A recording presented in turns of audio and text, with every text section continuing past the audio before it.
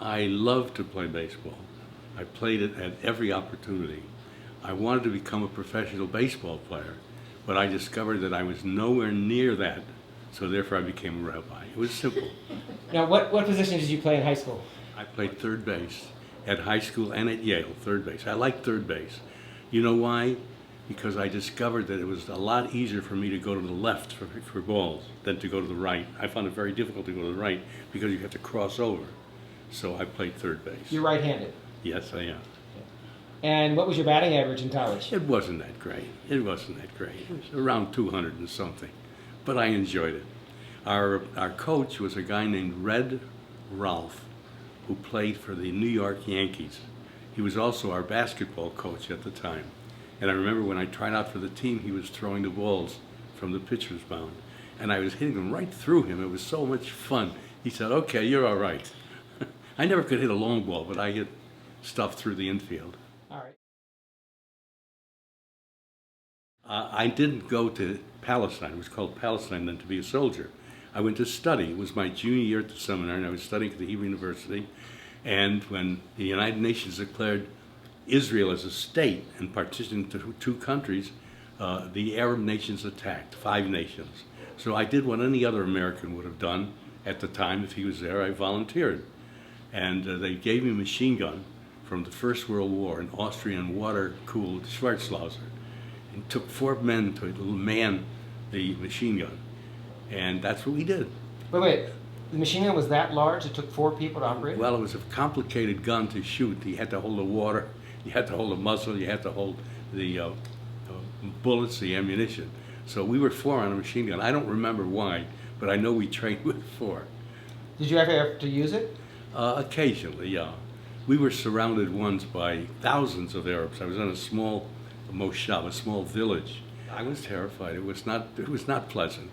It was not pleasant, but we had a feeling that we resolved that we would be able to defend ourselves, which is what Israel was doing at the time. There were only 500 and some odd thousand Jews living in Israel at the time. There are now almost 8 million people in Israel. And we were attacked by 5 Arab countries. And they said, "We'd never make it, we'll never get out." The world gave us a week or 2 before they throw the Jews into the Mediterranean. But the Jews had courage, had faith, and they had to defend their homes and their loved ones. So we made it. Instead of that, they assigned me to the Marines in Parris Island, South Carolina, boot camp.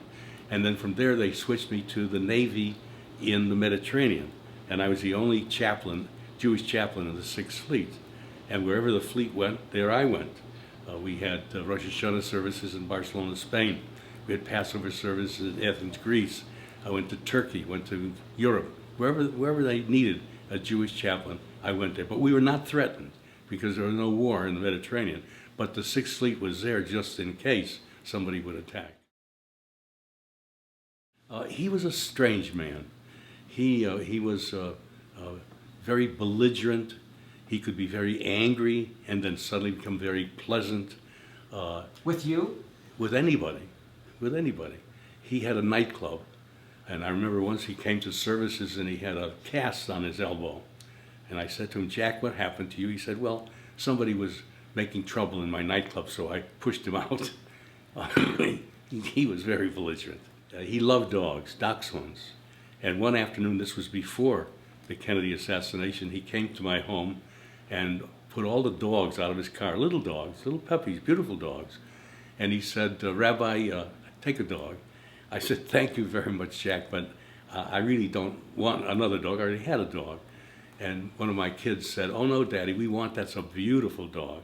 So I said, "All right." We took the dog and they enjoyed that dog very much. The dog lived for many, many years. As far as I know, he was never married. I'm sure he was never married. He had no family.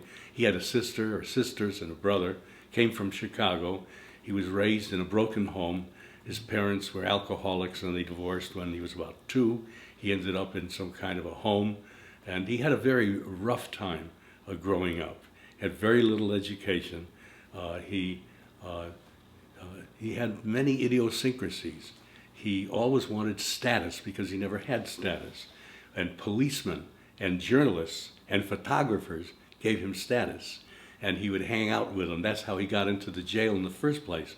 He happened to be walking by. He certainly didn't intend to kill Oswald. He never even knew Oswald would be there. At the time, Oswald was being transferred from the city jail to a county jail. He saw a lot of people standing around, and he went in. They all knew Jack Ruby because the police all knew he used to come to his nightclub. He used to give them food and drinks. And he came in, he stood there, he carried a gun. He always carried a pistol because he emptied the cash register of his nightclub the night before, and he wanted to make sure the money wouldn't be taken.